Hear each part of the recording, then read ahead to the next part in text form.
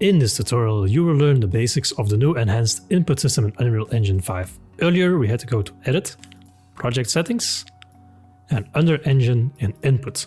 But right now, you can see that the mappings are now deprecated. Please use Enhanced Input System. Now, they still work. You can still add them, but in later versions, they won't be used anymore. So it's better to learn the new input system right now. And I'm starting here from the third person template, and this is set up for you. So I would advise you to have a look at this. So when I go here to content, to third person, blueprints, and then the character, then in the event graph, you see from begin play, they cast to the player controller, they used the new input system and add the mapping context. And I'm going to show you now why and how this is used. So first off, let me show you. You look for keyboard. The old ones still work here, but it's more for debugging purposes. They even named some debug, just for development only for quick testing. But now you can see the input actions are way different, and I'm going to show you some examples of how these are used. Okay, first of all, we go to the content drawer, third person, and then input. This is where the new input is. And this mapping context IMC default is right here. You can also create by right-clicking, go to input, and then you can see the input mapping context right here, which is added here in the event graph and is found here in the content browser. And also under inputs, these are your input actions. So both of these are the basics of creating new inputs. So Unreal already set this one up for you, so you can create your own or have a look at this one. You can click here to open up. Here inside of jump will be called from the spacebar, from the gamepad, or the touch. Now what you can do is click here on the plus icon, and then you can look here for any one that you would like here. You can add, just click here, for example, the shift key, and then you can have one of those as well. And you can add a new mapping context to this. Now, how do you do this? First of all, they set it up here in actions. And you can see here, jump, look, and move, the things we find here. But let's add a new one. So right click, input, input action. So IA for input action. And let's name this underscore interact. When I open this one up by double clicking on this, you can see how this is set up. This is a digital bool, which means it is either on or off. But these can also have different values. So let me show you here. For moving, there's an axis 2D, the vector 2D. And here in the IMC default, under move, you can look at the difference between, for example, those one here. At the modifiers, this one is set to negate, and this to the axis values. So negate, left switches to right, and forward switches to back.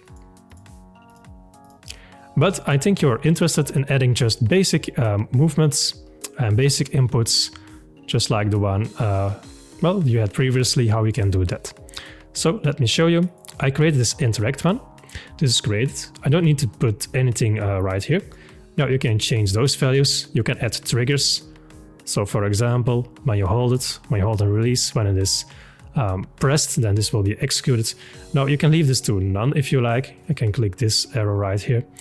And there's a bunch of things to do. That zone right here is, for example, more for gamepads.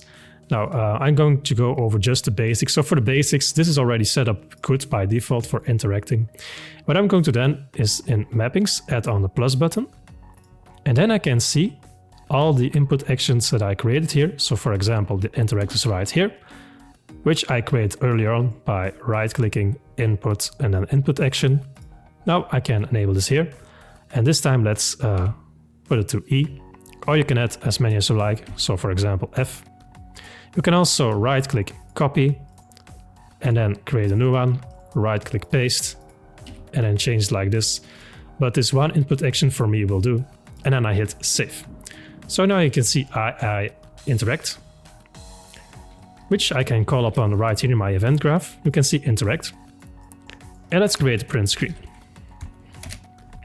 Print on screen will be of interact, for example. And let's have a look here at the old ones. So the keyboard, let's choose A.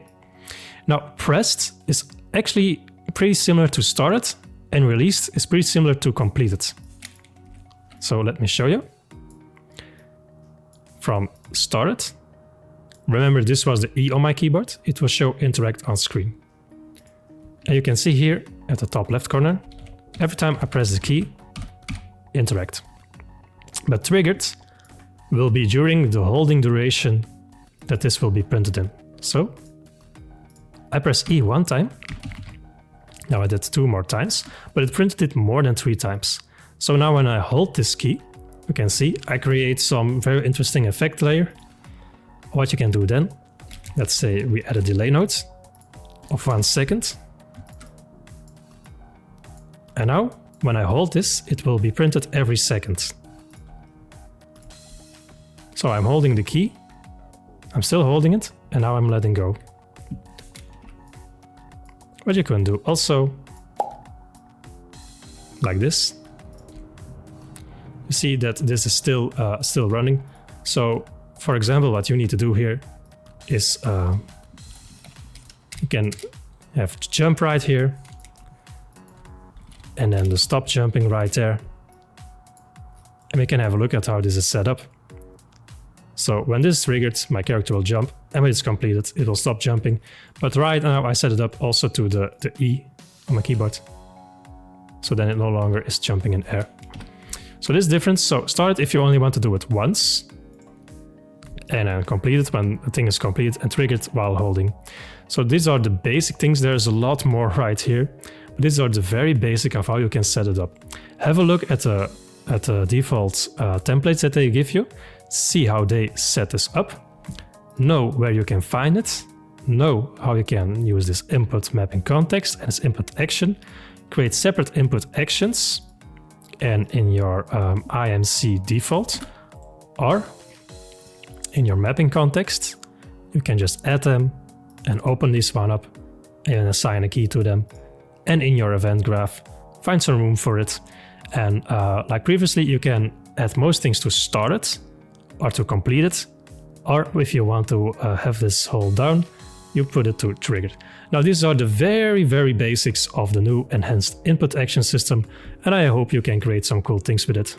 Don't forget to grab the free Game Dev Toolkit in the description down below this video. You will get my free ebook on how to get better at game development, a free game design document to plan out your projects, and a free tutorial series where you create a platformer game from scratch. And those who are hungry for more, I offer a sneak peek and overview of my new premium course, The Unreal Vault, where you learn how to create beautiful levels, create a game from scratch to finish, and how to set up boss fights and create dragon fights with different attacks including fire breathing.